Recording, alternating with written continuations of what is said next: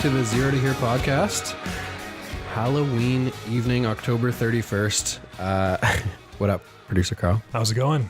Excellent, thank you. My guest and I today, we attempted to wear costumes, so the YouTube videos would be very festive, but it didn't work out. It's a little hot in here. I had a kangaroo onesie on and started sweating immediately. So for comfort reasons, we are dressed, well, my guest is dressed very business-like, and I am wearing my normal t-shirt, backwards hat. Giddy up. I've been looking forward to this one for a while. My guest today, Steve Ennis. He is a commercial mortgage broker in Greater Vancouver. Looking forward to connecting with him. Our relationship has kind of grown over the last 6 months or so. And every time I see you, we have some pretty in-depth business / personal life conversations. Yeah, there's a lot of crossover there. Absolutely. Totally. So I'm excited to pick your brain a little bit here this evening. But thanks very much for joining me today. Like I said, I've been looking forward to this for a while. I'm so excited about where it's going that I use that word a lot, but maybe give me like a quick intro into why you picked passionate as one of your top 3. Okay. Well, I actually want to start with you. The reason why I see you passionate because you're focused. Like some people are passionate, but you're not very focused.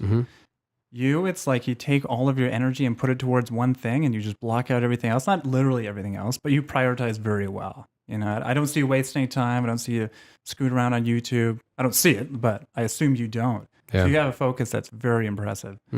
Me, I'd say passionate because I really passionate about kind of 2 things. It's like the people in my life that kind of care about me. I feel like I'm passionate towards them. I know I am absolutely. But also in the mortgage industry, my passion comes out with specific deals. You know, I've spent 12 years in banking. And what you want to develop when you're in banking is it's called a credit sense. You meet someone that needs money, and you can sit there and you have a conversation with them. Let's say 5 minutes, 10 minutes, and you know within that 10 minutes if you can get it across the finish line and fund it. Yeah. Because there's so many deals. You're on the residential side. I've always said you could probably fund maybe 19 out of 20 deals. You'd see at BMO. And it's that quick that you can basically decide if yes, it's going to get funded or not. Unless there's any surprises, like if they're telling the truth, right? If there's surprises that, no, I didn't, you know, guys will do that. They'll just kind of give you the rosy picture, and then you find out later on that, oh, the land's actually contaminated. Well, that kind of changes everything. But like if everything they say is true, I can tell if there's a deal there. 2 minutes, 3 minutes. Yeah, you still have to kind of go through the process. But like once I've got a sense that there is a deal there, it's like a dog on the bone. I cannot let it go. I just keep pushing and dealing with whatever crap lenders are throwing at me. And actually my lenders are really good to deal with, but I can't sleep until that deal gets done. And then there was a guy, Jordan, you know Jordan, kind of comes up to me and he says, I'm watching you work with that deal. And I was like, yeah, I know. I was like, it was stuck. And I call deal purgatory, where you feel like you're trapped there, but you know there's a deal there. And he's like, yeah, I saw you working on that. He's like, I saw you stressed out on that to the nth degree. And he's like, Steve, that was like at best case a $2,000 paycheck for you. And it's probably a deal that shouldn't have been done in the first place. If you're having that much trouble with it. He says, but you got it done. It was just like, it was there. It was just there. It was just driving me mental. So I couldn't not. Once I know there's a deal there, that's where I think my passion comes out. And also, comes from knowing you and Alex D'Angelo, a friend of ours. He said to me one time, it's definitely the smartest thing he's ever said. He was like, he said, Steve. Okay, but let's set the record straight for people that don't know Alex D'Angelo. Okay. And this is going to be a bit of a cheap shot, but he'll be on the podcast, so he'll be able to defend himself later on. There's not a lot of smart shit that comes out of that guy's mouth. So unless this is like ridiculously impressive, it's not that high of a standard for Alex. I'm just making a joke. He's one of my best buddies. Yeah, I gotta say, in the realm of positivity, optimism, and seeing the brighter side, and as he would say, playing it as it lies, a spade's a spade, like taking a bad situation, making the best out of it. When it comes to that, he's definitely one of the smartest people I've met. When it comes to that realm, We could talk about the other realms, but that one in particular, like, it's just amazing. I don't know if that's a sign of the negativity I've had before meeting guys like that, but meeting people like that, it's made me realize just how badly we need those type of people in our lives. Positive people, like optimistic people that care. And yeah, I get reminded of that quite a bit, because I don't think I had to think about that one, but grandmother was definitely one. My girlfriend, for sure, 100%. Like, she's the queen of positivity. But I knew Alex before. We're talking about Alex. I knew Alex before Miriam.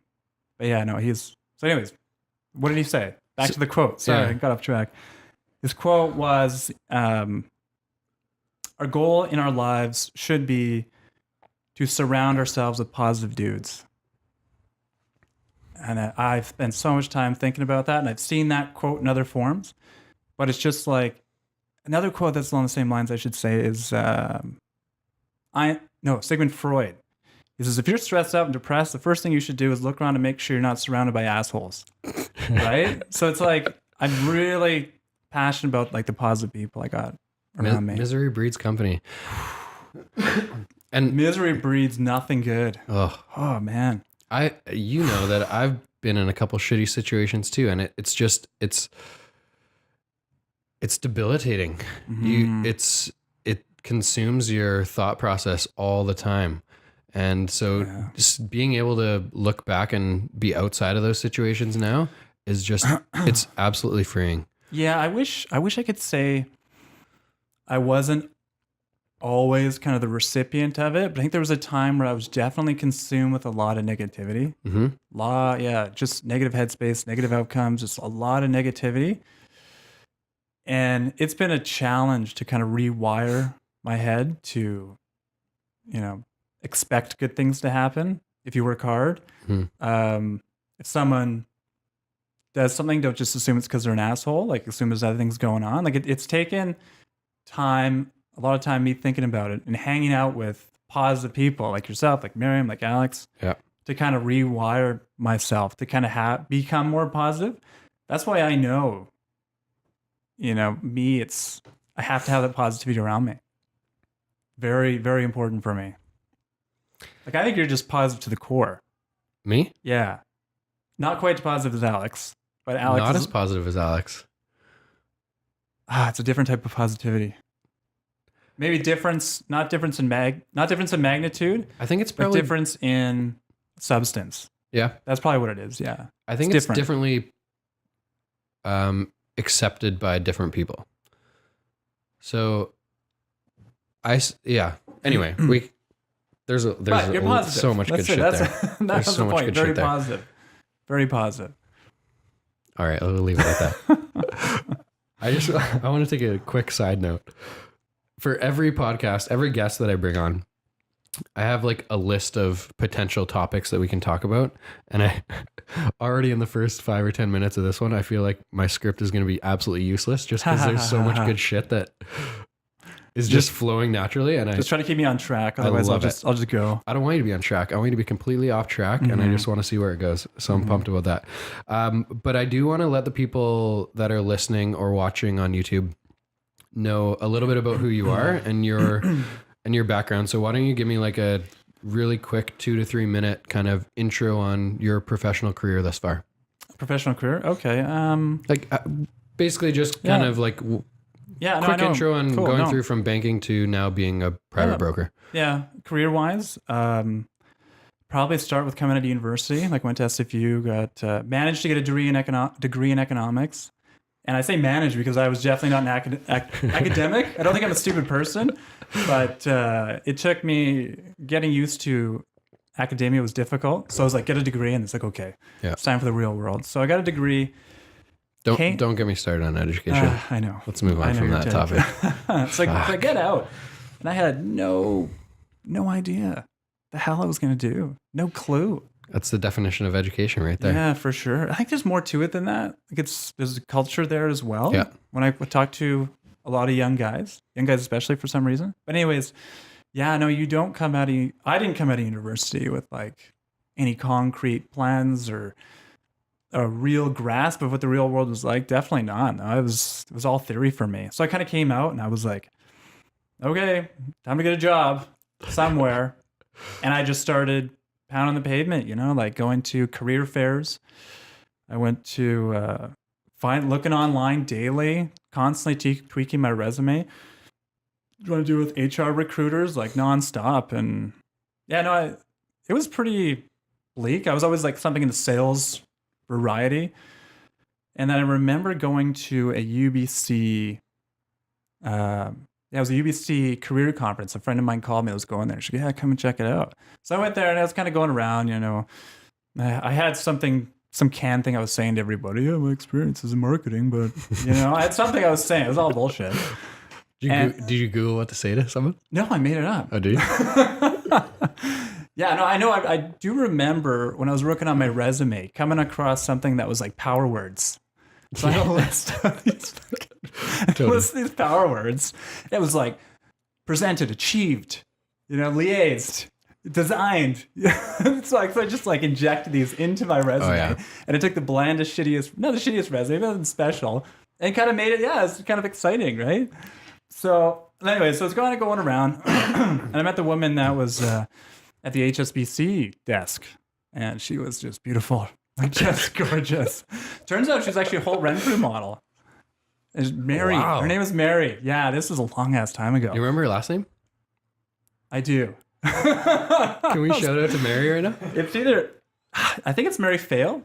Mary PH. Fail. Either Mary Fail or Mary McPhail. Everyone out there, check out Instagram, Mary Fail or Mary McPhail. What's up, Mary? HSBC. She was a premier banker. Okay. And I was just like, hey. I started talking to her, and she told me about this sales training program they had going on.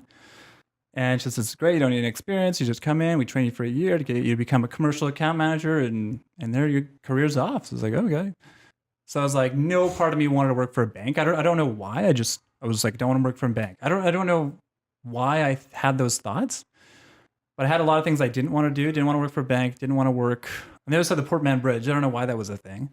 Like, I think that was when I was looking for a job, like downtown Vancouver, right? And then so I get a whole stack of jobs. HSBC was at the bottom. Not for any reason, it just was. So she was actually engaged. So nothing happened there. So that's it. That was it. I actually saw Mary again for that. How long did it take you to ask her what her relationship status was? I saw the ring. I know. Fucking rings. Okay. Yeah. So I kind of go home and I'm kind of applying for the jobs, tweaking the resume, tweaking the cover letter to make sure it, as accurately as possible, matches the job description for whatever I'm applying for. And then I get eventually to the HSBC one. And I was like, oh shit. Like, deadline was today, so I applied. Get a call back. And they're like, yeah, we're going to come for a panel interview. It's like, okay. So I've been doing lots of panel interviews. Actually, no, I hadn't done any panel interviews. I've been doing lots of interviews. I go for a panel interview. There's 3 of them there. And I was just kind of like, I didn't really care because I didn't know if I even wanted to get into banking. So they were asking me, why do you want to go into banking? And I was like, I don't know. I don't know if I do. I was like, banking doesn't sound like a whole lot of fun. Like, I thought I want something more like salesy, more entrepreneurial like. So I think I came across like a little bit cocky, but still nice. Yeah. And got the offer. And it was pretty good. It was like $45,000 coming on straight out of university. The only thing was they wanted me to go to Chilliwack for training. Yikes. Yeah. So I was like, I didn't have like a whole ton of opportunities coming my way. The ones I was looking at was probably like in the 35 range. So it was like 45. Seemed like a good company. So I went out there and doing this training program. And I remember the day I showed up, I was like, they're going to think I'm a complete fraud because I don't know shit about banking. I went to get a Starbucks before my first day. And I'm thinking, what am I going to say? I don't know anything. I was Googling the day before, like HSBC, what's it all about? Oh, it's just a bank. Okay. I don't know shit about it. So I'm going to show up and yeah, they were okay. Like I went through the whole training process. It was like a month as a teller. And I got robbed. My 3rd week, some guy comes in. He was super tall and had a note. And I froze and gave him $5,000. Just freaked out. Totally freaked out. So like the cops come in, they're doing their whole thing, shut everything down, sweep down, and they want to make sure I'm not involved. So hold on. We need to go back to the actual robbing. Okay.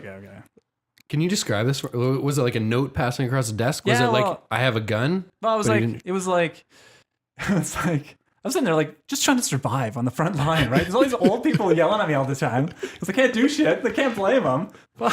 Trying to get you to pay their BC Hydro bill. Totally. Yeah, update my passport book, whatever the hell it was called. Doing deposits. Foreign exchange was like that. I was terrified of that. I got the numbers backwards. Cost the bank thousands of dollars. The guy walks in the door, and I'm 6'4". He was like 6'5". He was 1 inch tall. You noticed the difference with 1 inch. Well, I kind of like, you're used to looking down at people when you're 6'3", and I was like looking up, like, oh damn, it was a big dude. And he had red spiky hair. He had black t-shirt, and he had like spiky black tattoos coming out of his forearms. I was like, I remember thinking, man, this guy's eyes are quite bloodshot. But I was just, and all I could think of was like, God, I hope he asked me something I know how to do. Because he's going to kill you otherwise. Well, I didn't know at this point. I was just like, worried about getting yelled at for not knowing what the fuck I was doing, right? So he comes in, he's just like, yeah, my dad, he had money sent to this branch, and I'm just here to pick it up. So right away, I'm totally confused. As always, on the front line. And I was like, so you want to make a withdrawal? He says, no. And he pulls up this little note, this crumpled up note. And I'm thinking, great, he's got a note. Like, this will explain everything. So I grab this note, crumpled up. I can't make out a word of it. I'm like, something, money. And I was inches away from being like, I can't read this. Can you tell me what this says? And I saw the word gun. And he kind of looks at me like I should know what to do at that point. I was like, oh, shit. This guy's robbing me. And like I had just been through all the compliance training, so I knew what to do. It's like avoid a hostage situation, make sure you get all these features down so you could write it down later. Give money so there's no incident. So I kind of walked over to the customer service rep, and I knew where the bait cache was. I don't know if it would like explode or if they just had the numbers written down. I can't remember. But I kind of walked there, trying to be quiet, right? So I don't want this guy to freak out because he probably wants to get the money, and get the hell out of there. So I kind of walk over to a drawer. And I go to open it, it's locked. And the customer service manager comes running over and like, oh, you stupid idiot, you don't know what the hell you're doing. You're new here. You're totally confused. And I was like, we're being robbed. And she's kind of like big smile, sweet woman. I was like, we're being robbed. She says, oh shit. So she kind of goes in, grabs a stack, and she gives it to me. And it looked a little thin. And I was just trying to avoid hostage situations. I just didn't want the guy to be pissed off. And I said, he asked for $5,000. Like, I don't think this is enough. I was worried he was going to get mad. It's all coming out of my head, right? And she says, okay, fine. So she gives me a couple more. So it's like a reasonable enough stack. And I'm going back, and I'm like tunnel vision. Like every second is like 20 minutes, right? Like time's just slowing right down. And as I'm walking with the cash, the other cash management person comes over and is like, oh, no, I haven't counted that. Don't touch that. What are you doing? I'm like, we're being robbed. So they kind of go, and they're watching the guy. And I just kind of walk over, hide in the cash, and I give it to him. And I just say, hey, I'm really sorry. I'm new here. I don't want to be pissed off. He's like, yeah, no problem. Turns around and walks out, gets into a cab, and from what I found out later, he went to an RBC down the street and robbed that. And then, so here I am. I go through like 3 hours of police interrogation. Not interrogation, like they were doing their job, but I had to give two verbal interviews and then a written interview to make sure my stories keep lining up in case I was in on it, right? That's what they're concerned about. So they wiped down the counter, and it was like, okay, the cops are gone, Steve. Go back to your wicket. Get back to work. So I was like, yeah, okay. I guess so.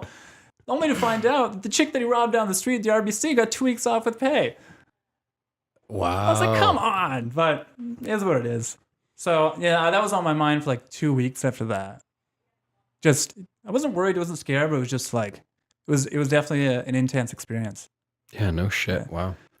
So that was good times. Extremely excited. I've never heard that story before. Oh, okay. So I'm pumped that you shared it. I haven't told it in a while. It's burned into my memory forever, though. There's so many. Okay, I'm so fired up right now, Carl. Carl, have you ever seen me like this? I'm fucking pumped up.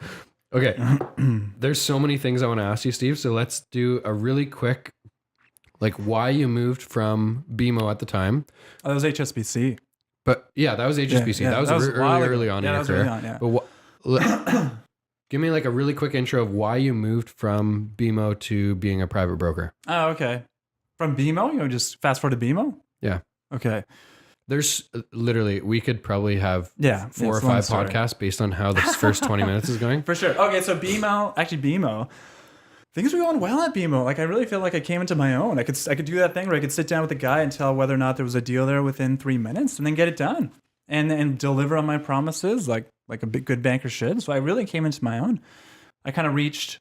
There was 5 levels of performance. Outstanding was like next level high. That's what like 5 guys in the country for BMO would actually get. Mm-hmm. And the next one down was distinguished. So I was kind of like mid distinguished range. So I was doing really well. Hit my referral targets, hit my draw targets, hit my deposit targets, hit my investment targets. So at this point in your career at BMO, you're doing everything? You're not lending only? No, I was a commercial account manager. Okay. So like your primary job was you had a portfolio of commercial clients that they wanted you to grow. So it's like you lend to them, but also you expected to grow with outside business. So you're kind of out there meeting other brokers, meeting other lawyers, accountants, networking to try to find business to put on the portfolio. So the primary was lending for sure. But they also wanted deposit business, which was tough because their rates weren't as good as the market, to be totally honest. But they kind of want every salesperson there, they kind of want them to be a generalist. They want them to be good at everything.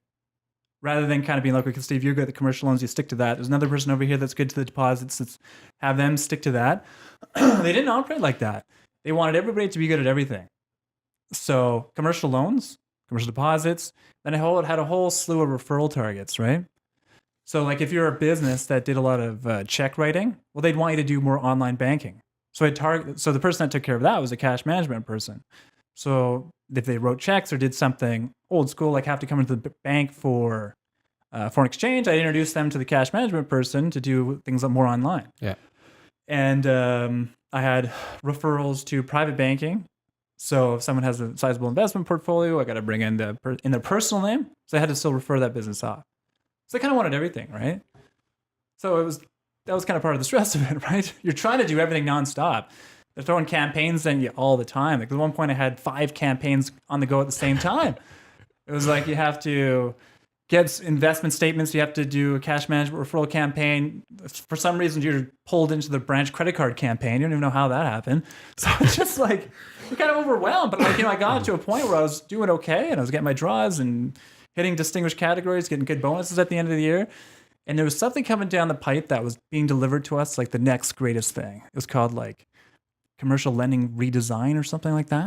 And it was like a new lending software and process. And they were like, this is going to be the greatest, revolutionize everything. So we're kind of excited, kind of nervous because like banks and software, it never goes well.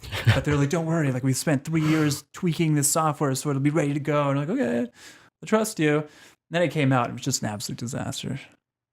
Such a disaster.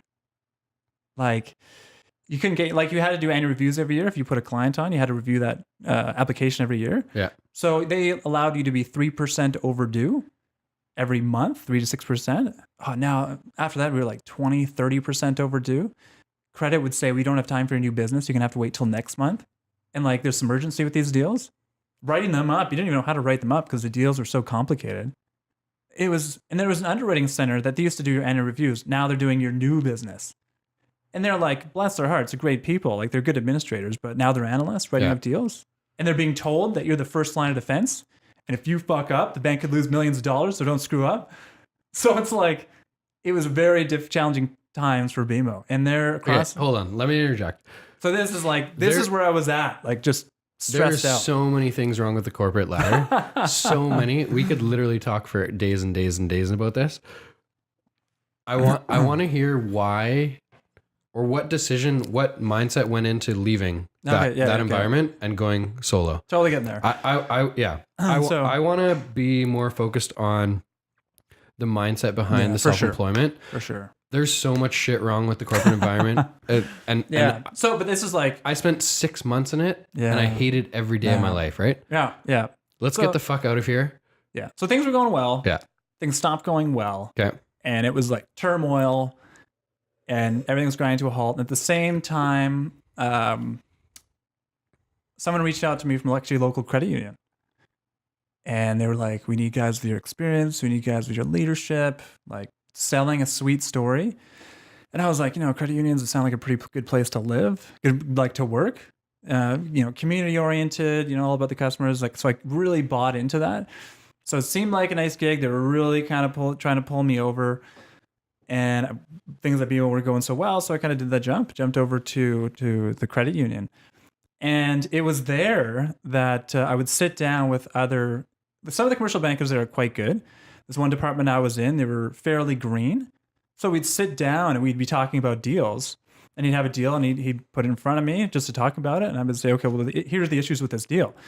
And I kind of run through the issues and kind of prioritize it and tell him how he should mitigate each risk with credit. Yeah. And as I was done, it probably took me like, 5 minutes maybe. I look up to him, his like jaw was open. He's like, how do you know that? I was like, you're a commercial account manager. How do you not know that?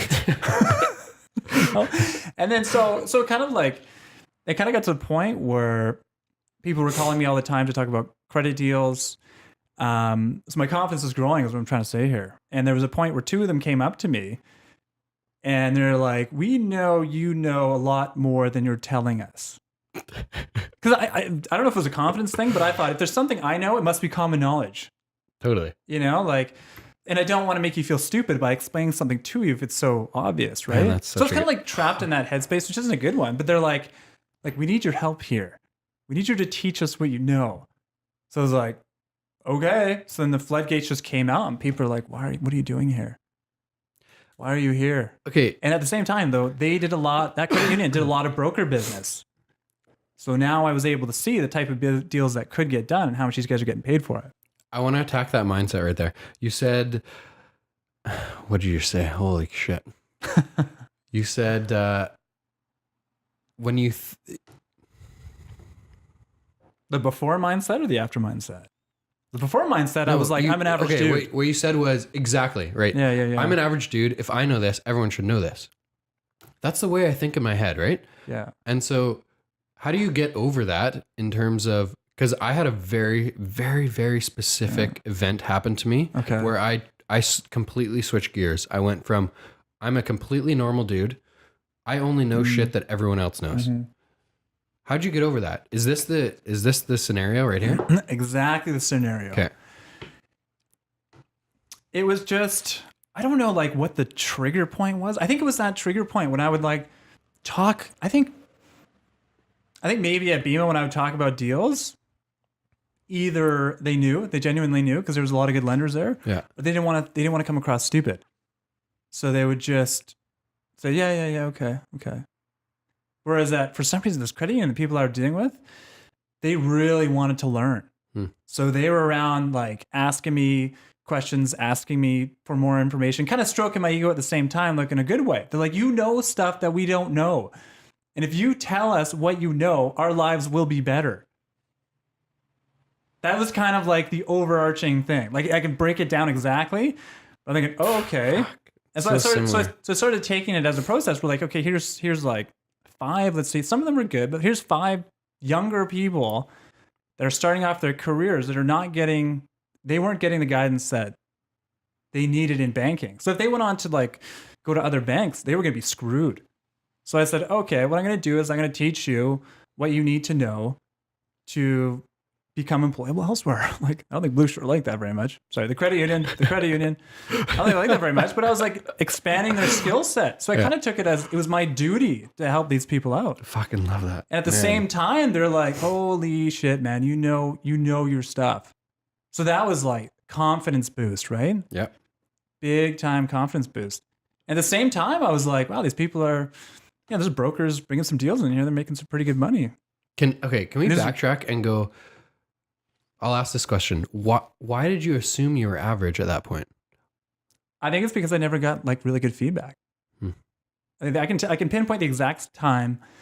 The first time where I feel like I got really good positive feedback that I felt was meaningful. I think I've had positive feedback. Your grandmother's like, "Oh, you're amazing, Steve," right? It's a great grandma. When am I not amazing, grandma? So it's you discount the grandmother love a little bit. Fair. Okay. So the first time I actually got really good, which for some reason it struck a chord. I probably got it before that, but this is the first time a really good feedback. I was at BMO, And like you're filling out this application form, is like drop down boxes and like checks you got to check. There's one part of it where you have to tell the story. Like, who is this guy? Like, what industry is he in? What does he do? How does he make money? How is he going to pay back the loan? How did he start? Like, there's the story they want to know behind the deal. It's not just a bunch of numbers on the screen, right? So you have to tell the story. So like, when credit is looking at it, they're like, oh, okay, that's what this guy does. Oh, okay, that makes sense. So I would, sit at my computer and kind of write up the story, and I'd send it off to the guy that was kind of in charge of helping me get deals across through credit, get them approved. His name was Joe, and he would call me up, and he'd be like, "You are the best writer I've ever seen." And I was like, I take it for granted. He's only seen bankers, and bankers are the best writers, right? Fair. So there's the pool he's swimming in. Yeah. But he would call me up after a write-up. He's like, I could see your thoughts when I read what you're writing. I was like, oh. And it was just like so much positive feedback. I was like, huh. I'm not used to this type of feedback. I don't know what to do with it. So it did help my credit writing for sure. But that was like the first time that I got real positive feedback that I could think of, like outside the grammar stuff, right? Does that change your mentality? Oh, huge, man. Huge. What changes inside your head? Well, there's a very specific example that I'm going to share. Moment. And it's always that flashlight moment where you're like, someone gives you feedback and you believe them. There's so many times in my life where I probably got feedback. I'm like, you're just trying to be nice to me. Yeah. You're just full of shit. You're just trying to be nice, trying to cheer me up. I think that's how I would categorize good feedback before. Yeah, you're just trying to be nice. But there was that flash of a moment where I'm like, wow, you're actually telling me the truth. And people know, it's interesting, some people know this about me, like Miriam's family. I think they know this about me, that I kind of discount a lot of positive energy. So it kind of grabbed me by the shirt and be like, you are amazing. Okay, I think that. I'm telling the truth. You believe me, right? Like smacking me above the head. Yeah. Like, so they're having those flashes where it's like, people give you positive feedback, and I don't sit back and be like, yeah, damn right. Like, there's no like arrogant ego there. If I believe the feedback, there's a flashlight where it's like, really, I am? And I believe it. And I believe their feedback, and I believe that positive reinforcement about myself. It's a lot of words there, but hopefully I can explain it right. But I want to hear your story. So, getting into real estate 2014, I knew nothing. Mm-hmm. So I'm starting from zero, and my complete past has always been based on losses. And I've lost most things that I've done in my life, which is why I think I have the mentality that I have, that I'm just so aggressively into trying to succeed because of the past losses. So real estate for me was the craziest challenge opportunity that I ever could have imagined getting into. So you're saying what propels you forward is running away from something negative? No. Okay. What propels me forward is understanding the loss and being excited about not having to feel that same loss pain that I did that at that specific time. So there's a few really key losses that I've had in my past that I look back to often. And every time I think about them, I'm just like ultra motivated to never ever feel that ever again. So real estate for me was a crazy learning curve. I gained a lot of traction really quickly, which was, but I didn't know what the whole game was about at that point. So my first year I did 17 deals. I thought I was surviving. A couple of years later, I learned that the industry average is 6. Yeah. 6. I did 3 times the industry average in my first year. The next year I did 76. Wow. So 12, 13 times the industry average. Yeah. But and it didn't sink in at that point. You're like, I'm just an average realtor. I'm just a young dude that didn't understand. All I was basing my performance on was getting better every year. So I set this stupid goal year 2. I told Alex was the friend. I mentioned the friend earlier in the podcast. Alex was the friend. Alex, fuck you, Alex. I told him year 2 that I was going to do 4 deals a month. So 48 deals. And he told me I need to set realistic goals. Really? And I almost doubled it. I did 76. And from that, literally from that point forward, I'm just like, I don't give a shit what people think about me. I don't care what they say. I have these crazy goals and I'm going to get there. Whether it takes a year or 25 years, I don't care. I'm going to set these crazy goals and I'm going to get there. So what I'm trying to get at is like, I was always so when was that trigger moment? I'm almost there. Okay, almost there. I get enough track. So for me, it was always in my own head, like comparing myself to myself and not others. So I never really thought about other people in the industry. You did that instinctively. You did that instinctively. Yeah. That's impressive. And I talked about it with Sean earlier on the podcast, but I didn't really care. Like I had these crazy ideas in my head that I was going to be able to accomplish, and whether someone else was doing them or not didn't bother me.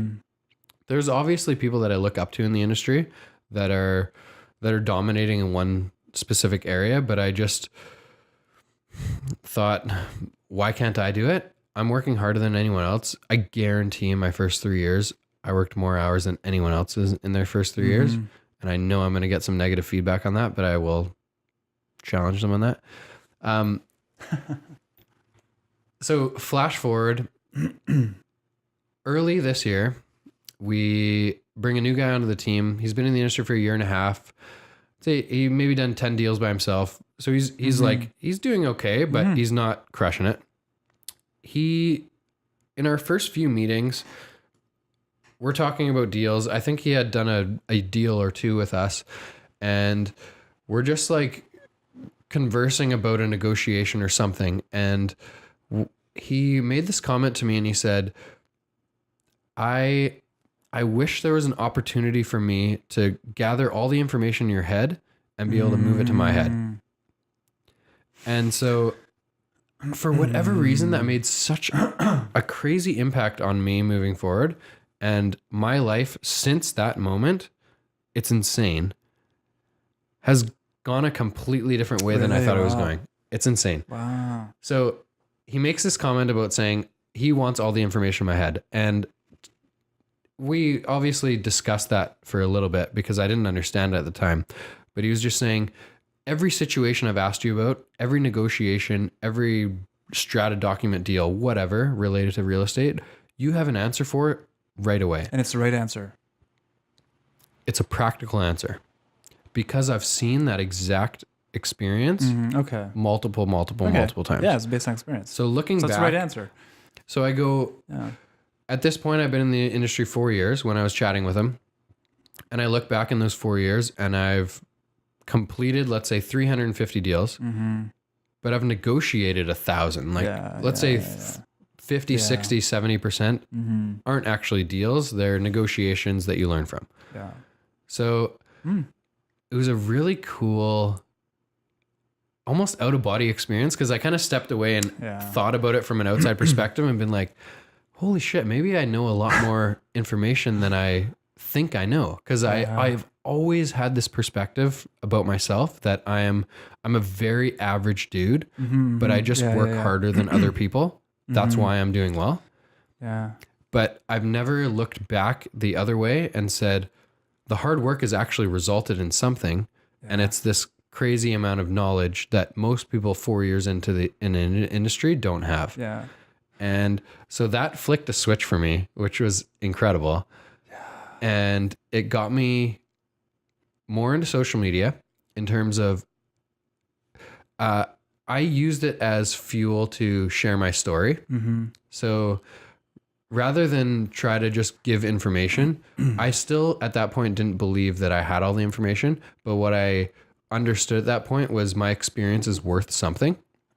I didn't know what it was worth, but I saw from another individual in my industry that my experience was worth something to him.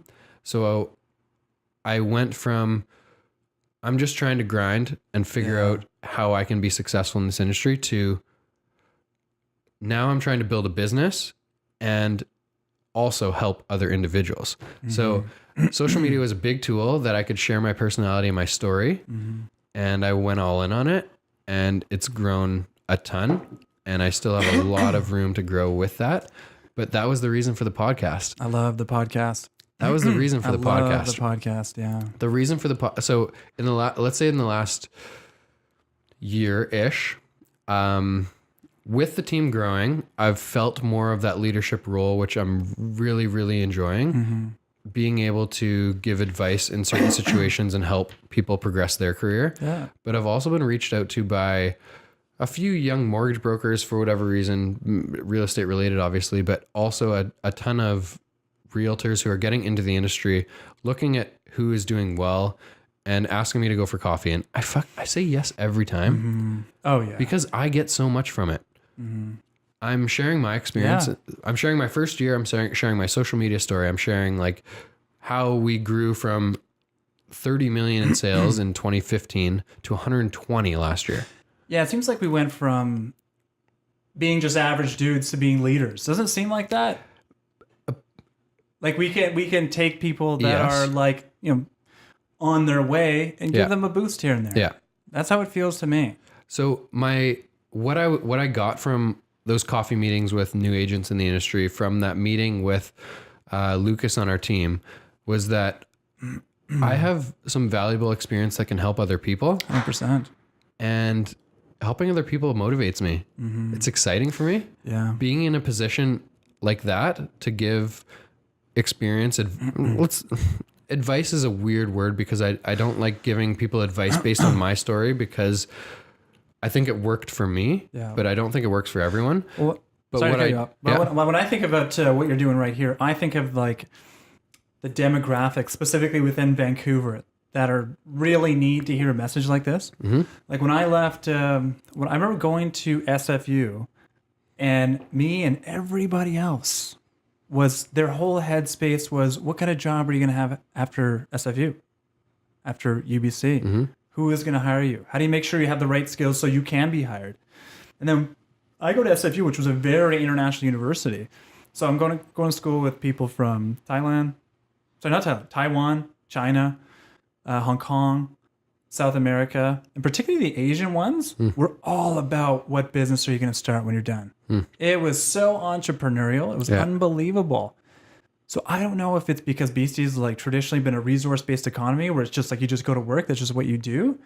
But we got it kind of built into our heads, less and less over time for sure, that you need to find a place, you need to build your skills so you can be hired.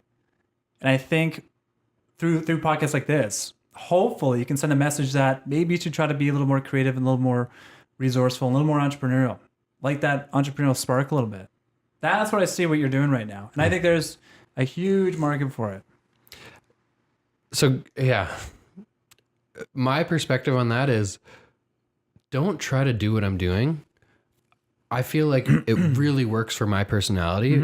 And I've found the few key things that really make me excited. And I'm, like you said earlier, I'm all in. I'm so excited. Every single day I wake up and I'm like pumped about making podcast notes and new deals in the real estate world, chatting with the guys on our team about how to progress, etc.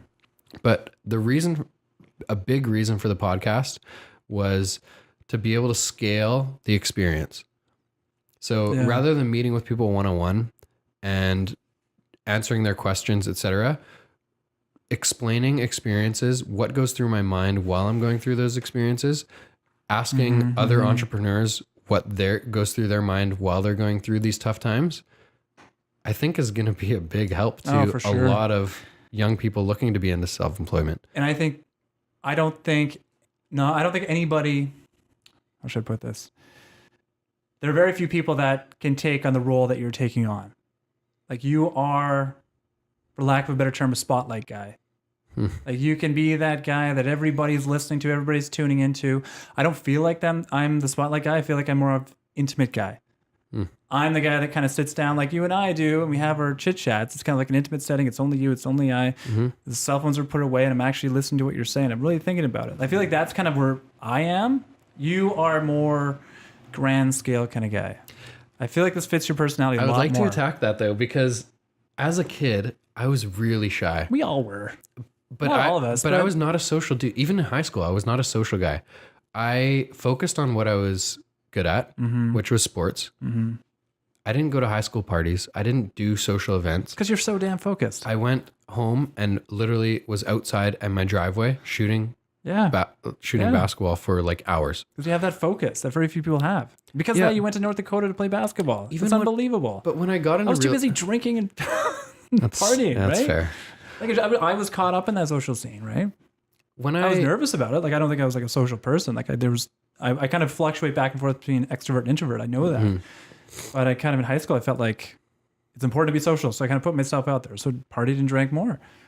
There was no scholarships waiting for me at the end of the day though, right? But I didn't get to that mindset till later though. I didn't get to that mindset till after university of where I wanted to put myself out there because I saw value in it. I saw value in personal growth. I saw value in...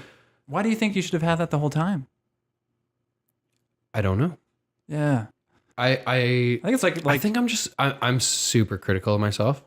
And so I look back and say, if I was more social in high school, maybe I would have been better early on in my career. Where like going back to the spotlight you thing. Torture yourself thinking like that. But if I had done this, it works for me though.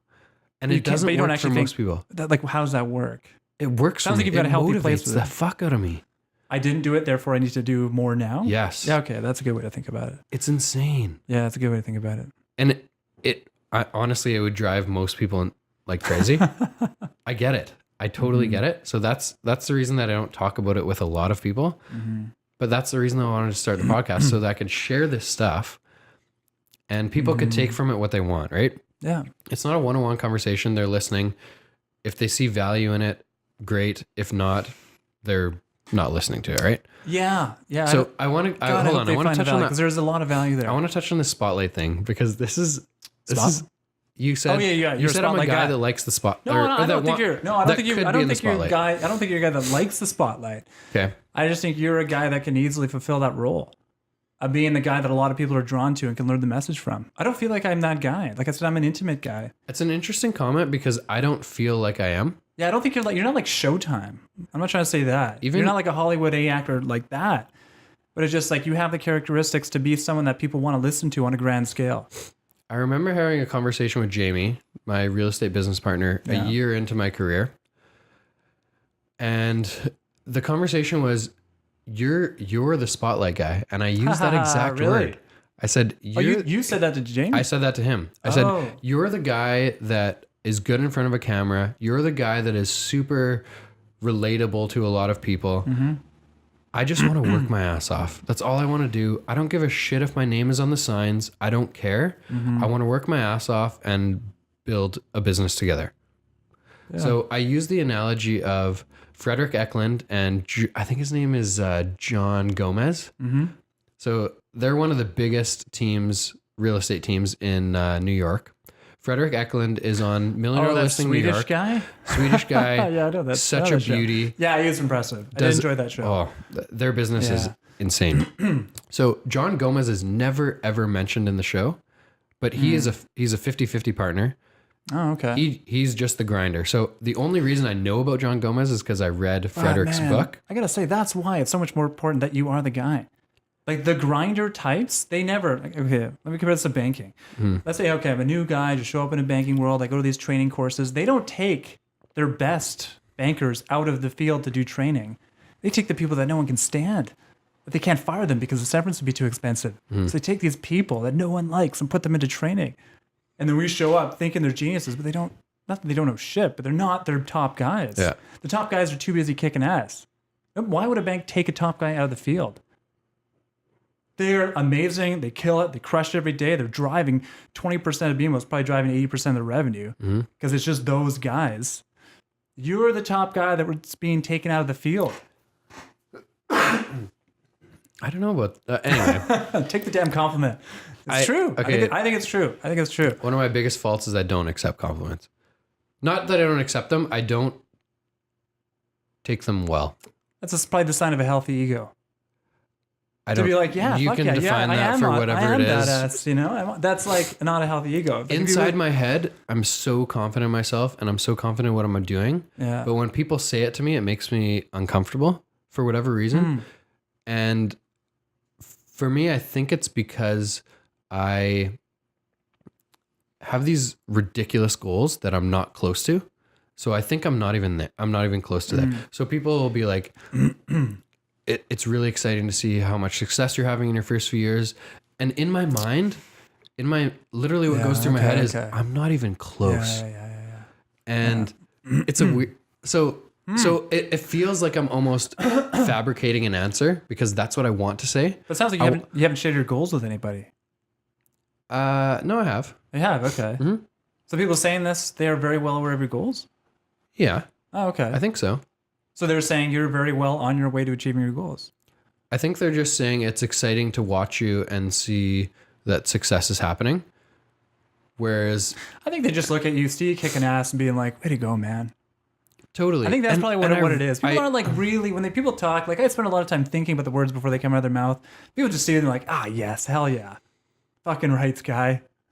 Yeah, you haven't reached your end goal for sure, but let them just be happy for how much ass you're kicking in the moment. I appreciate it a lot, but I honestly, it's very humbling to hear those things. Just take a brief moment once in a while, like once a quarter, and just be like proud of yourself. That's probably what you should do. I think you do that. Do you or no? I think I do it every day. Oh, really? Okay. That's better than I thought. I think I do. That's good. It's a weird feeling because I feel like I'm on the path that I'm supposed to be on. That's amazing. So I don't think of it as like these interim events. I just feel like I need to enjoy the ride. The ride is so much fun, and the ride is an absolute grind. And so when people are complimenting me on success, what goes through my head is I literally just started. That's what I think about. So I think about my career saying like I'm 4 years in. Yeah, it's amazing. Where I want to get to is nowhere near where I am now, which is the exact reason for the name of the podcast, right? Zero to here. Yeah. I started at zero. Yeah. I got down to $213 in my bank account. And now I'm somewhere in between, right? I'm not where I want to be. Yeah. I'm not at zero anymore, but I'm somewhere in between. I'm impressed you didn't hit the line of credit. A lot of new guys. It's I still got $2,000 left in my line of credit. I don't think I would have qualified for a line of credit. So they had it before. They had it before. They had it in their working days. I borrowed $3,000 from someone. Okay. To float it. Okay. And that you'd used up. Oh, wait, I definitely used it up. Yeah, for marketing and living expenses. Yeah. That's awesome. It was insane. I don't think too many people could deal with that stress.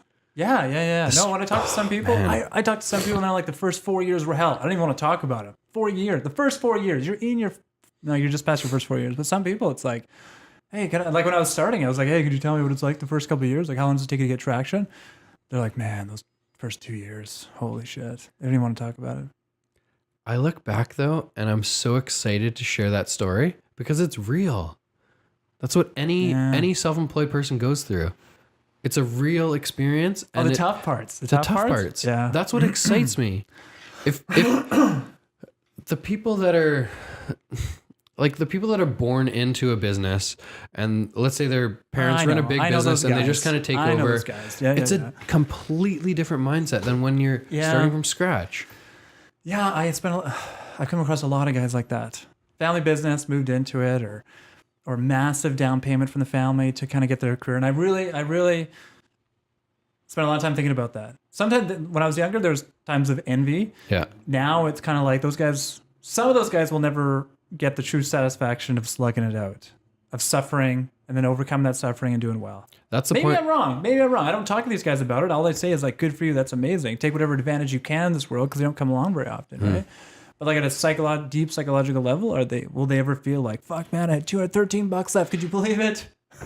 Okay, so that is the point right there. Is I'm not saying that these people are not hard workers because a lot of them are. No, a lot of them are big grinders too. Totally, 100%. But 100%. They let's say they see it in their parent that is running the business. They see how much work it takes, and so they just kind of emulate that.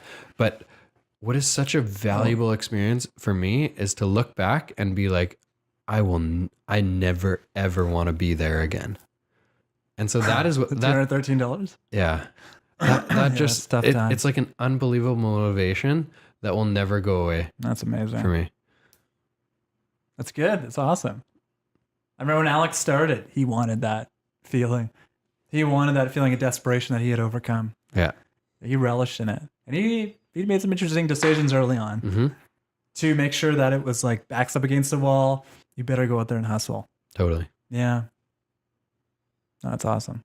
Fuck, that was good shit. Jesus. All right. That was good. Well, for the first time in tonight's episode, I'm going to be looking at my notes, which is pretty fucking cool. We're an hour in, Carl. What are we in? Hour 10. Jesus. All right. Fuck. I'm surprised that it's stalled. You got a lot of tape or whatever space you need. A lot of memory. Tape? How old am I? I want to. So in real estate industry, we call it prospecting, but I've heard some pretty cool stories about you and your grind, your just how much you kind of push yourself to go after business.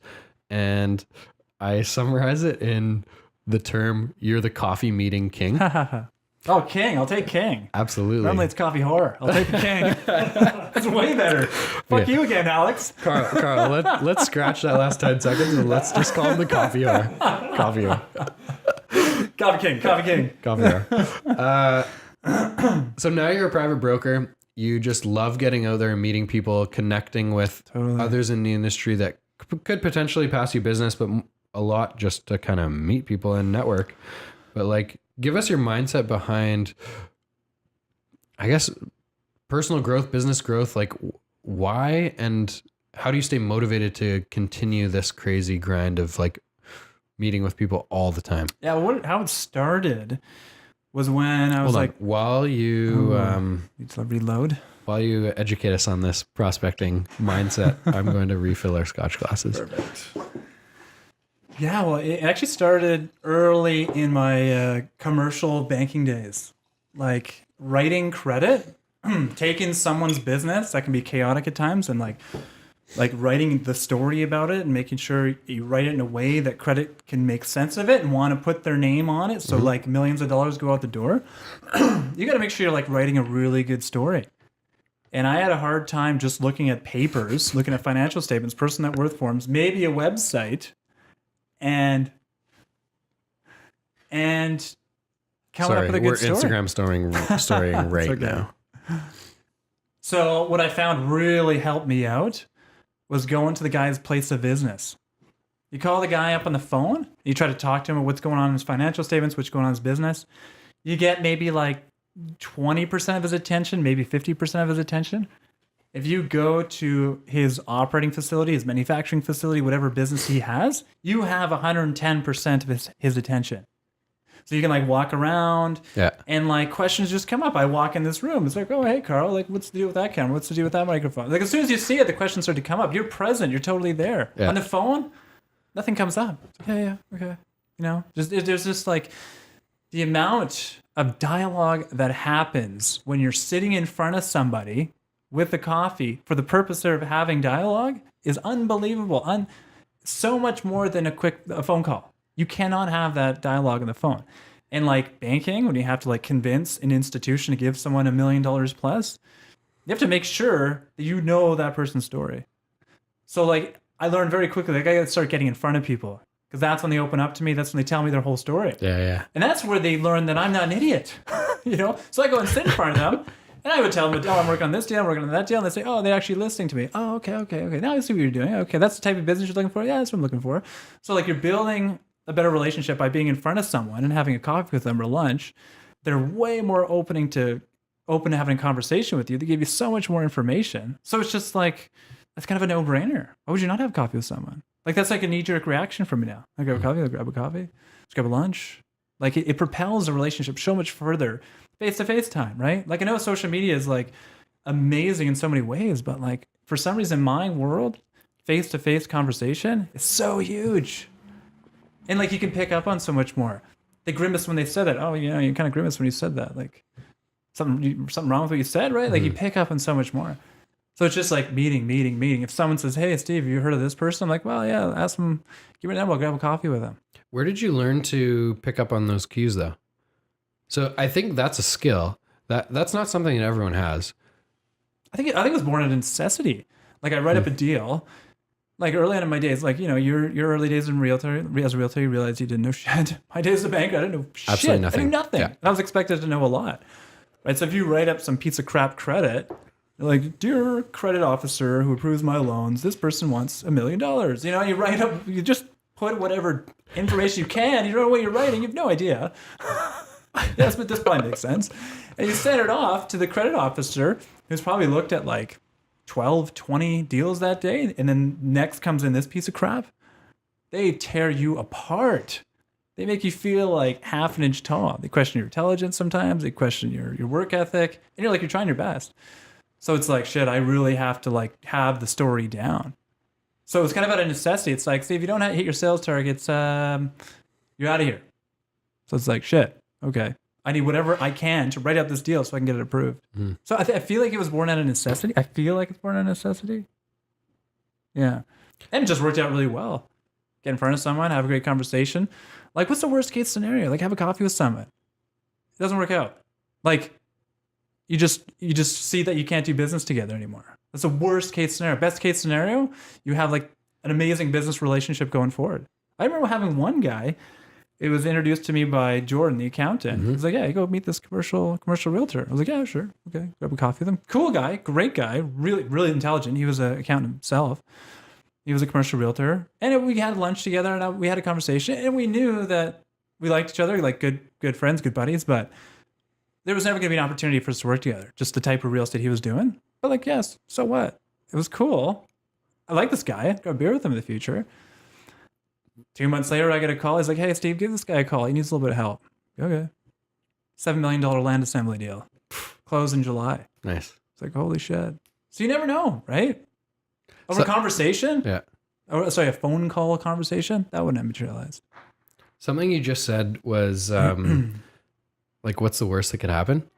Yeah. And one of my life philosophies, I've adapted probably 4 or 5 in the last year. Nice. One of them is, what's the alternative? So whenever a situation comes up and I feel uncomfortable with it, I always think about what's the alternative? Like if I don't do this, yeah, nothing really bad is going to happen. So I might as well do it and just see what happens. Yeah. It's such a crazy way to think about, and that most people don't. Most people are obsessed with the fear of a potential wrong decision, but they're not looking at the outcome of a potential really positive decision. Mm-hmm. So for whatever reason, whenever like something difficult comes into my head, I'm always like, I don't like the alternative. Yeah. So I'm going to do this. I'm willing to recognize that some things are more difficult to some people. Like I just don't see personally what's so difficult to being like, hey, you want to grab a coffee? I don't see anything wrong with it. Every once in a while I get someone's like, oh, like brushing off, like, okay, no problem. If you don't want to work with me, nothing I can do or say is going to force you to work with me. Mm-hmm. So it's kind of like, they get a little bit of a fishing. Yeah, I'll grab a coffee with you, see how it's going. Yeah. Or it's like, I see one guy could have a good relationship with another guy. Maybe they should have a coffee together. What's the worst case scenario? So you were saying, what's the alternative? Mm-hmm. I just think, what's the worst case scenario? The upside's amazing. The downside is I just wasted $2 in a cup of coffee. I was listening to a podcast the other day, actually, and I think it was Tim Ferriss. It was a guest on Tim Ferriss. And he said, oh shit, what did he say?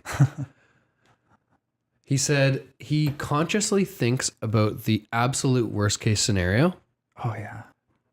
Yeah. To put it in perspective and then realize that it's really not that bad. So he was talking about his business and he's like, what is the absolute worst thing that could happen if I start this business? Well, in 2 years from now, we could lose the business and it could be nothing. But at the same time, the worst case scenario also gives you a shit ton of learning experience. It gives you a ton of contacts that you've made to move forward. He's like, maybe some of our employees lose their jobs. They're going to find more jobs. There's jobs out there. So his point of view was, if I think about the absolute worst case scenario, it actually propels me to go forward because the worst case scenario is not as bad as I think it is if I don't actually think about it. Interesting point of view, right? Because I don't think like that, but the way that he explained it makes complete sense to me. But the most people that do think that way, it's those people have some mental health issues. Totally. Like, it's like, what's the worst that could happen? Well, I could lose my job, and I could not afford my mortgage, and I could be homeless with my wife and kids. You know, like, that's where it goes. And it's like, holy shit, I don't want to do that. So it like becomes super emotional. That's a really good. One of the points he made, though, interesting. was saying, while I'm thinking about the worst case scenario, it's very unlikely that that's going to happen. Yeah. It's likely not going to go from here to zero right away. Yeah, for sure. So you're saying that was kind of comforting. That's smart. That's really good. Yeah, it was a cool perspective. Yeah, a friend of mine, she started her own dog training business. Mm-hmm. And I think it was a different type of dog training. I think I go back to the resource-based economy, and our mentalities are just work for other people, right? People just, hey, I'm thinking about starting this new business. You know, negativity. So I think she was struggling a little bit with that. And I remember saying, like, okay, you pay for the training, $2,000. You fly to California because that's where the training was. A couple $1,000s in marketing. After that, it's all hustle. Worst case scenario, $5,000 maybe. Totally. You can totally afford that. You've got the savings. You don't even pay rent right now. Jesus. I know. And she was working at the same time. She had a job where she's 4 days on, 4 days off. You know, it might not work out. I'm not saying likely, but like that is a potential outcome. But if it doesn't work out, who cares? She's killing it now. She's doing so well. It's amazing. Just unbelievable. So worst case scenario. That's what I think worst case scenario. Some people so I've read so many business plans over the years, like hundreds of business plans. And like some of them are like, so I'm going to start up by putting $1 million into this business and I'm not sure what the demand is. It's like, are you sure about that? I've seen people do that shit. It's crazy. So playing that game with a level head is very good. It's an interesting perspective that I've never considered. What's the worst case scenario? Yeah. Even when you had $213? Totally. Awesome. I didn't, in my mind, I knew that I was going to make it. I just didn't know how I was going to get from 213 with a mortgage, obviously with other expenses, how I was going to get from 213 to not 213. I didn't know how that was going to happen, but in my head, I knew it was going to happen. That's amazing. I felt like I was gaining traction slightly. That's so awesome. A lot of people probably would have hightailed it back to banking or whatever, right? Again, that goes back to that philosophy that I've adopted is like, what's the other option? I didn't think about the other option.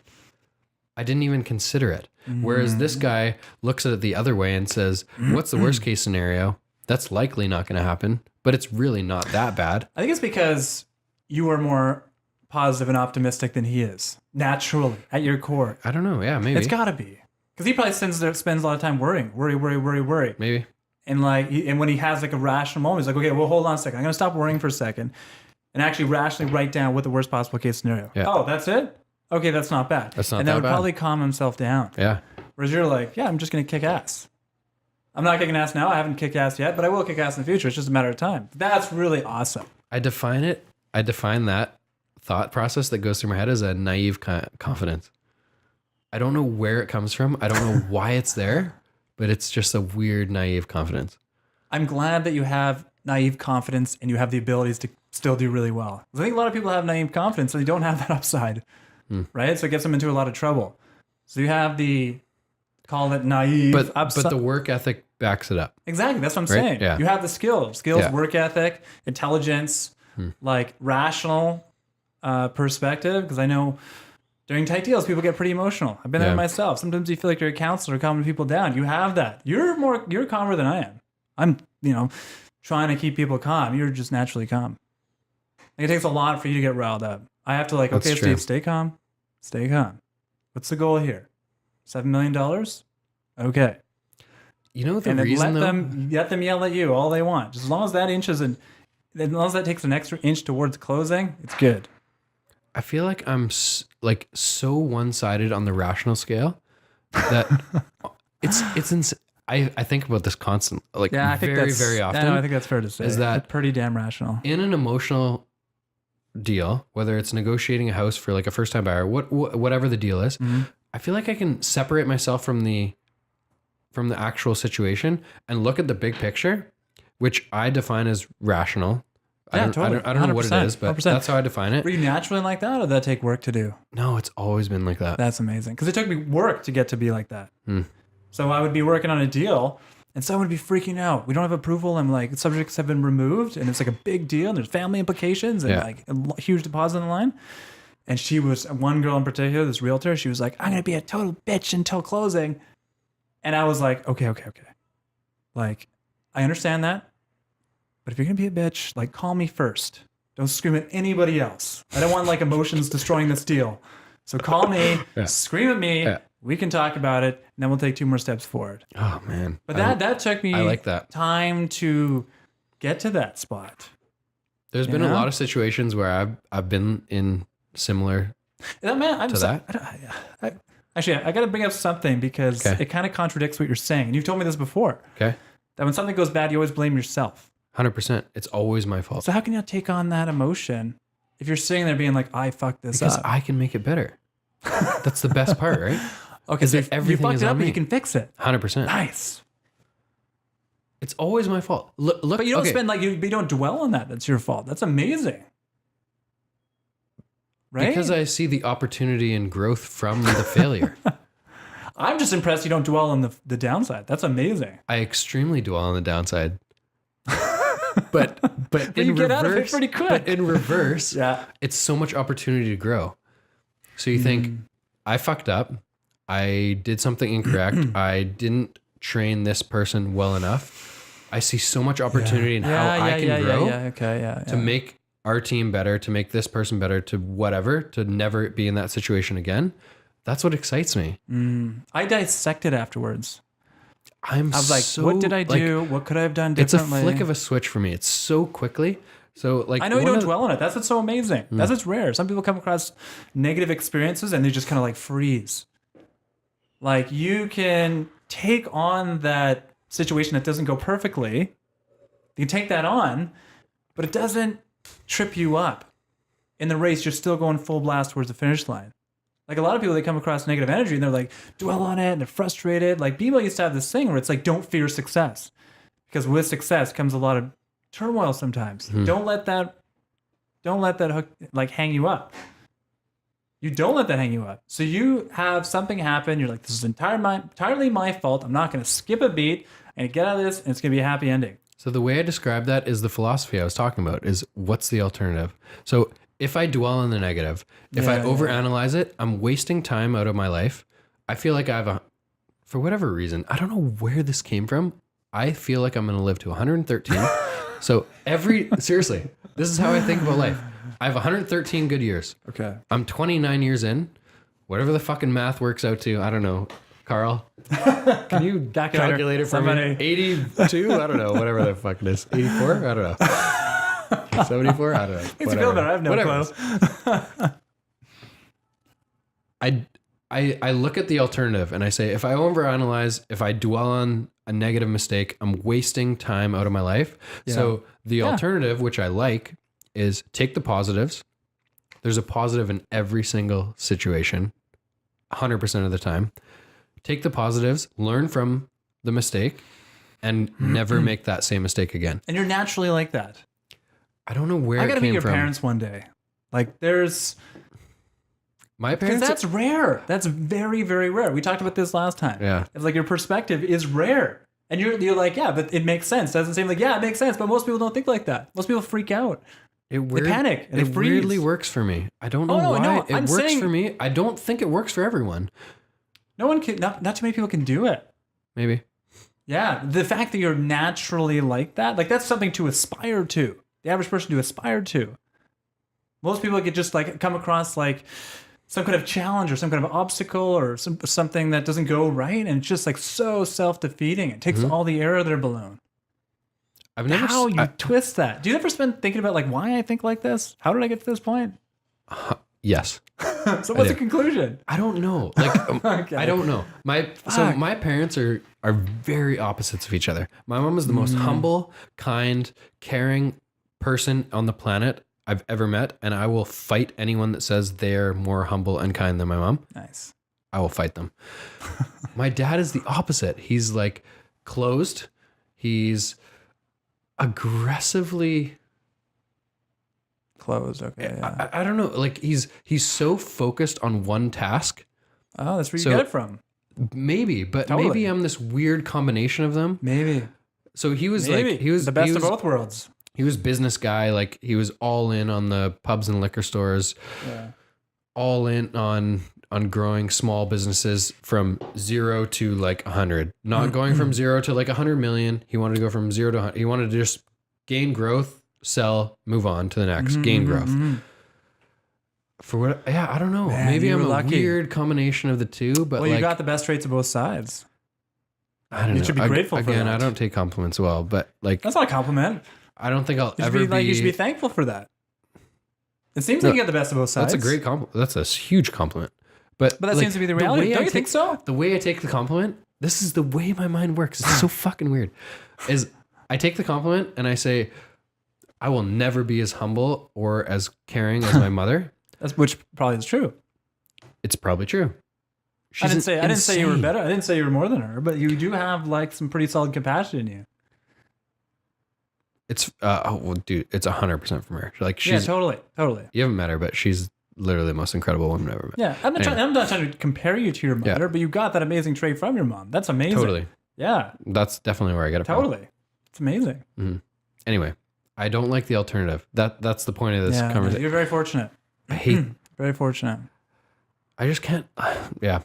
I don't know. We were talking about like taking a positive out of a terrible situation and being like, well, this is a good thing that happened. I learned a shit ton. That's amazing. Let's move forward and never make, like, that's how I think. That's really never good. Make that mistake again. God, if we could have everybody looking at a shitty situation and be like, what can I take from this? Wow. People would be able to move on from very difficult situations a lot quicker and not dwell on it, not have it like haunt them the rest of their lives.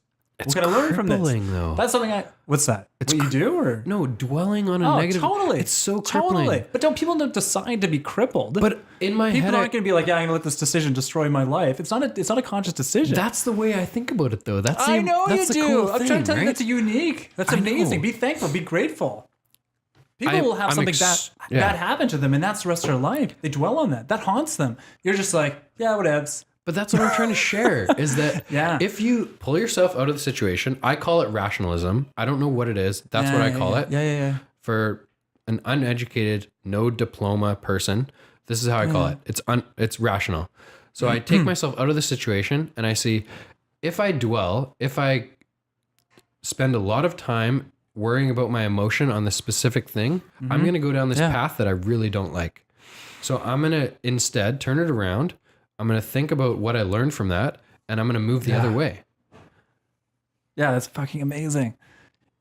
I'm glad you're addressing this and understanding it and speaking to people about this, because this is so not how the average person is. But that's what I'm trying to get across is I don't understand why. Why is that a unique thing? I don't think that matters why it is. It doesn't matter why it's unique. Why can't other people understand that going down this terrible path of dwelling is crippling? They can, but it needs to be like highlighted to them. They don't decide to go down this path. They need people like you to come to them and be like, hey, you know what? How about you take it like this instead of that horrible path you're going down? It needs to come from outside. At first, I don't know why, but we can't be our own psychologists. We need people outside like, hey, dude, are you okay? I don't know why that is. The whole Beatles song, get by with a little help from my friends, right? Yeah. I don't get by alone. I get by because a buddy comes along and helps me out every once in a while. And you need to do that. That's a gift that most people don't have. So but that's my motivation for the podcast is so that I can have these weird conversations with other self-employed people who share a lot of similar personality traits to me so that we get in these conversations that awkward things come up and then I can express how I deal with them. So I think you need to change the name of your podcast. Like, don't dwell on stupid shit. Don't dwell on stupid shit. ... Be rational. There you go. That's one of the points. You say rational, but the points are huge. You say rational, but I think you mean normal. I think you think you're normal. I think who's not. I think I'm the opposite of normal. Okay, good. I think I'm so weird. But in a good way. Literally, I meet people. So man, if like there are more people out there as weird as you, we'd be a lot better off. Dated 2 people in the last 4 months. My introduction to myself with women right now is I'm mentally fucked up. What? That's what I say because Why? People don't understand. You say that to them? That's what I say. Wow. I say I'm weird. I think about things extremely weird. Well, weird. And then I explain it. Weird and totally fucked up are two very different things. Weird means you have some personality quirks that could be interesting. The definition fucked up is very quite negative. Why are you taking a negative stance? It's negatively positive though, to me. Fucked up? Yeah. Man, that's like weird in a very dark way, I think. It's not dark. Yeah, you're weird. And that's why we like you. Yeah, you're a little weird. That's fun. It's different. Yeah, Denny is a little weird. What I don't understand is why people think swear words are terrible. I think I express myself with swear words. So I say fucked up. Totally. What I mean I've been holding back. What I mean is I don't my know if this mind is a G-rated works, podcast or what. There's nothing G-rated about this. Hey, sweet. We're 98% through 98% of a bottle of scotch down. Sweet. We got another one in the fridge. We do actually. Carl, I'm sleeping on your couch, by the way. I don't know. Okay. So I explain for, again, an uneducated dude. Yeah. I can't express myself extremely well other than saying mentally, I work differently than other people. Yeah. So I define it as fucked up. I don't know if that's normal. I don't know if it's unique. I don't know I think you're what the afraid to definition say you're is. Better. I'm not better. You're I'm afraid a to say normal that. human being. No, you're not normal. I'm an average white dude that grew up in a very middle class family that didn't travel, No, you're not. I'm completely average, man. I know. No, that's not. How can you sit there and say you're average? It's like how much you've accomplished out of nothing. Like you said, you didn't know shit when you became a realtor. You took shit in 4 years to building what you've built. And with that headspace, when shit hits the fan, you're like, I'm going to find something out of here, a nugget, an amber, blow on it, and make like this beautiful fire, and everybody's going to be happy. Ah, man, that's amazing. I wish I could have that attitude when I was growing up. When I was younger, that's beautiful. Not just dwell and dwell and dwell. I don't... Just accept that it's unique, and we can move on to the next question. No, I get it. No, I think this is super important, and I think this is really exciting, actually. I just can't believe you think of it as a negative. I can't get past that. I've never once said negative. Fucked up is negative. Fucked up is me expressing myself. That's it. So you mean fucked up in a really great way. This house is totally fucked up and it's for sale. I say fucked up, but I mean what I'm expressing myself with is it's unnormal. It's not the same as other people think. So well, but how about this? Often, fucked up to me. Don't say fucked up to a girl you're interested in. I don't Word give of advice I don't give a shit. to you. I don't give a shit what they think. I'm expressing myself the way that I express myself. This is the way I express myself. I think I'm mentally fucked up. What I mean by it, if they want to go deeper. Okay, that's an invite. That was a really bad reference. Oh boy, let's scratch that. Okay. No, let's keep it in. That was funny. That was not bad. What I mean by it is just when I explain myself, when I explain how I cope with these types of negative situations that I'm going through or failures, nobody understands. They think, how could you possibly not be upset about that? And my thought literally what goes through my head is, I don't like that option. I don't like it. I see myself being upset. No, you're right. I see myself going down this terrible path. You're right. Of dwelling for 2, 3, 4 weeks on a bad situation. Yeah. I don't like that. I don't want to waste my time. I only have 113 years, Steve. But this should be a signal. 82 years? 82 years? Total. This should be a signal to you that, yes, you are so goddamn right. That's exactly the path to take, but it's not normal. It's so much better than normal. I never said it was normal, and that's how I describe it as... you think it's fucked up. You think it's weird. What do you think it is? But fucked up to me means unnormal. Awesome. But in an awesome way? I don't know. It works for me. You're afraid to do that. Give yourself a compliment for once. The way I describe it is it works for me. Yeah, no kidding. I just want to share. I just want to share it. That's it. I want to share what works for me. Do keep sharing that. If people take value from it, I'm super excited, and I'd love to. Okay. Like at the end of every show, I say, "Give me your feedback. I'd love to hear it. Ask me questions. I don't care." Okay, here's the challenge then. Sure. So that's your headspace, and you realize how most people's headspace is a lot more negative and darker than that. Yes. Your challenge is to find a way to understand how you could go from that headspace to your headspace. And the way I've figured it out in the last year. Not asking you to do it on the spot. No, I know exactly how I figured it out. Okay. I don't like the alternative.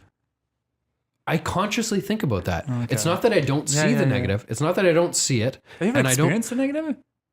Have I experienced the negative? Well, like the experience of being trapped and like life is terrible and oh my God. Yeah, like, I just dealt with 2 years of it. No, I feel like you were like, your headspace was always good throughout those 2 years. No, it definitely wasn't. Really, it was dark. So that was a learned thing for you. I thought that was like who you were. I think I always had those thought processes in me, but I felt with this specific situation, I felt like I had to do whatever it took to make it better. And what was going through my head in terms of making it better was not who I was as a human. So it was adjusting my personality. It was a learned thing. It's definitely become more apparent in the last couple of years. Yeah. For sure. However you learned it, like hats off. That's impressive. I know you don't like compliments. I'm sorry. No. Honestly, I'll take a compliment anytime. Amazing. I just will defend the compliment with how I feel about what actually happened. Yeah, and I don't know everything. I don't know what your headspace was going on. I knew there was things going on. I wish I could have been there. There's 3 straight months where I cried every night going to sleep. I ran for an hour every day, even though I was in terrible shape. So half of it is walking, where I didn't know what else to do. And exercise for me was like a crazy mental release. Yeah. It was insane. I'd never felt that mental release before. Wow. And so I started getting into that because I didn't know what else to do. Gotcha. I'm like sitting at home working and I'm like, I need to do something. So I just went for a run. You're lucky. That's good. Well, sorry, didn't come out correct. I'm glad that exercise was an avenue to let off mental steam. I shouldn't say lucky. I'm glad that, because that doesn't happen with me. I let off mental steam by talking. I didn't have anyone to talk to. I know, that breaks my heart.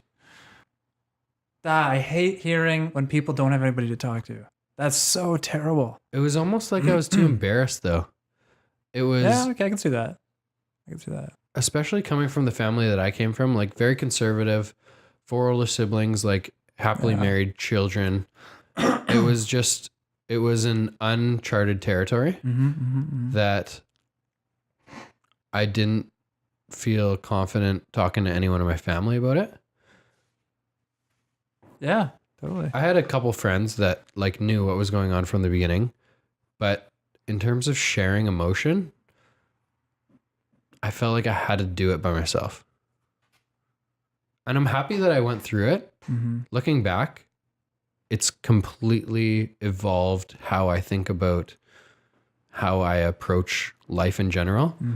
And I'm more myself than ever, and I'm more seems like unwilling and so quickly unwilling to ever give in an inch to who I am and what I want to do.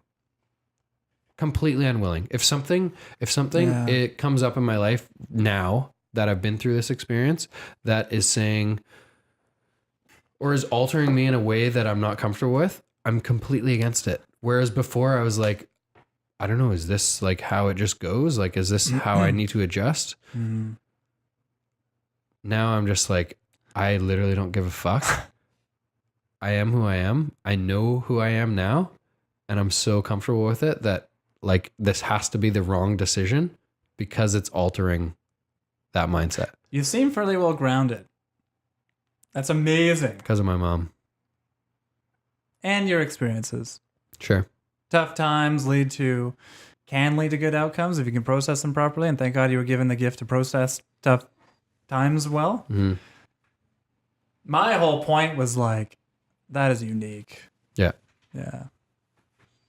I hope some people can learn that because it's really unique. I think most people just dwell on the negativity and it destroys them. It consumes them. It's really not good. Some people spend time like going to counseling to try to get out of those negative headspaces of judgment and grudges and jealousy and envy. Like totally. Yeah. Anyways, I see you looking at your notes there. Man. What else That's a lot of exploration. Wow. That was impressive. That was good. Pumped. That was good. That was a lot of fun. That was good. Yeah. I do like kind of questioning you and pushing you a little bit in certain areas. I love it. Yeah. No one's done that yet. Yeah, you're just not... you do so well. You see the world so well, and you don't want to give yourself credit for it. It's interesting. You don't want to take credit for it. You don't want to see that as unique. You don't want to see that as special, which it is. I never said it wasn't special. Okay. But maybe I've never admitted that it is special. I see myself as a regular human being who grew up in Greater Vancouver. Yeah. That's the average thing we were talking about earlier. I think I'm just average. I lived my whole life thinking I'm a little bit better than average. That's my thought process. You know, I've never said this before. I went, I think it was a provincial team tryout. It was something like basketball related when I was a kid. And they gave you report cards at the end of this camp or whatever it was. Mm-hmm.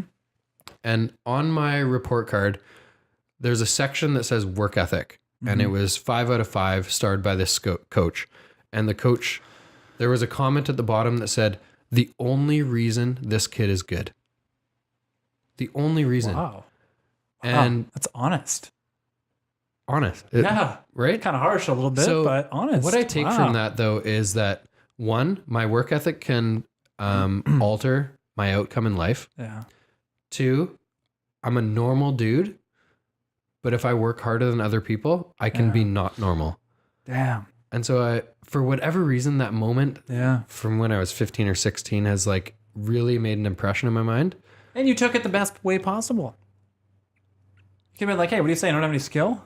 You could have taken it like that. No, but I think... No, like you recognize what it actually was in that moment. Yeah. I think other people have been like, hey, fuck that. I don't have any raw skill. I don't have any talent. Yeah, you took the best with that. Hats off to you. Steve, we got to wrap this up. We do. I thought we were just getting warmed up. I know. Fuck. Honestly, guys, I have like 9 or 12 notes of things that I want to talk to Steve about. Mm-hmm. And we covered one of them, I think. I think that means that one, people are going to fucking love this because it was just like super honest and a genuine conversation. But 2, you're going to have to come back probably 3 or 4 more times in the next few months. Based on the math, it sounds like 6. 1 of 11, 1 of 12. Let's do 1 a month for the next 6 months. I love it. Carl, I'm moving in. Honestly, that was so much fun, man. That was good. Yeah. I love that. My first ever podcast. It was wicked. Yeah, you're 6th. 7 or 6 or 7, whatever it was. I gotta say, I just totally got lost in it. It's just like this is like a regular conversation. I love it. It's amazing. I know. Yeah. It's so motivating to chat with people like you who give a shit about where their projection is going and are willing to put in the work together. It's exciting for me. Yeah. This is part of the reason was to share my experiences with other people, but 2, to chat with other people like yourself, like myself, who have valuable experiences to share with others. Mm-hmm. 1, it helps keep me motivated, but 2, maybe it gives a tidbit of info to someone else who's listening. Oh yeah. And I will be, for the rest of this week, I'll be going home and I'll be thinking about this conversation. 100%. What little tidbits I can take. It was really interesting. It was fun, man. And I'm looking forward to the next one. Okay, last thing I do with every guest is give them the opportunity to make the final statement of the podcast. And what I like it to be is like, whether it's like a small piece of information or advice for future entrepreneurs or people early in their career, or like the best piece of advice that you've got throughout your career, or like a small experience that has really propelled you to get from the ground to where you are now. Yeah. One that sticks in my head, I see people struggle with this. It's a simple piece of advice, is don't ever be afraid to say, I don't know. I think some people live their lives with this massive ego. They should go around thinking they should have all of the answers all the time. They should be these perfect beings when we're just human, right? Take the pressure off your shoulders. And you know what happens when you say, I don't know, let me get back to you? Whoever you're talking to knows you're always going to tell them the truth. Mm-hmm. If they ask you a question, you give it, they know it's the truth. If they ask you a question, you say, let me get back to you, let me look into that, they know you're telling the truth. Don't the alternative is lying. And there's, especially in the lending world, there's a whole lot of issues around lying. It's bad for you psychologically. It's bad for your reputation. It's bad for your reputation with banks that are going to give you money. Yeah. So don't be afraid of saying, I don't know. That's very simple, but very difficult advice for some people to take. Honestly, I love that. It was super good. I explain that to anyone that joins our team, is that never be afraid to ask me questions. Never be afraid to tell your clients that you're not sure. Yeah. The way that I started, and for whatever reason, this just came naturally to me, is that early in my career, I said, I don't know, thousands and thousands of times to people. Yeah. But the way that I backed it up was, I don't know the answer to that. I'm going to email you tonight. Yeah. You know what? And you know what happens? I'm going to go home. I'm going to find out. I'm going to Google it. I'm going to call someone. I'm going to find out exactly what the right answer is. And I'm going to let you know. You know what happens? Tonight. Like that one simple question, you go out there, you find the exact answer. Maybe you talk to an accountant, you talk to a lawyer, you get the right, true answer. Your knowledge base grows by 1/4 of an inch. Then it happens again. You go out there, you get the right answer. You go back, your knowledge base 1/4 of an inch. So then you get, after years and hundreds of deals, you have this knowledge bank that's unbelievable. Love it. And you are just filled with truth and understanding, and people are going to come to you because they know what you're talking about. Totally. And if you just sit there and you make shit up, which I see people do, they just make shit up. They don't build that. And like they get burned. All in the name of coming across like they're the guy that knows everything, when they haven't earned that. They haven't built that. That's exactly where we started this conversation, was short-term wins versus long-term wins. Yeah, telling the truth. Was that what it was? No. Short-term wins? It was aggressive versus thankful, that's right. Like compassionate. That's right. But it literally came back right now, is that lying to someone may get you a short-term win, may get you a deal short-term, but is always going to look bad on you long-term. Whereas if you say, I don't know, you get information for people and pass it along, it's always going to come back long-term as like, this guy gives a shit about me, right? Yeah. Imagine saying, I don't know, like such a good long-term attitude. After a couple of years, you know a lot of shit. Yeah. Yeah. Honestly, man, that was so much fun. I'm ready to go listen to the other ones now. We get too deep. Should I just answer one-word questions the whole time? No, one-word answers. Awesome. Guys, thank you so much for listening. You can reach Steve's information will be in the podcast notes. As always, I would love to hear your feedback, positive or negative. I don't care. I would love to respond to it. Hit me up on Instagram, denny.duma, or check the podcast notes for my email. Later.